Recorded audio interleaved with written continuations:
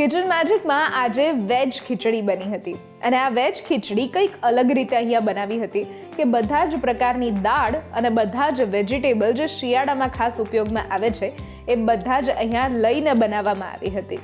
પણ ખીચડી આમ તો આપણી પરંપરાગત વાનગી છે, પણ એના ફાયદા જો તમારી સાથે શેર કરું તો ફક્ત ને ફક્ત એસિડિટીથી કે બીજી બીમારીઓથી દૂર નથી રાખતું.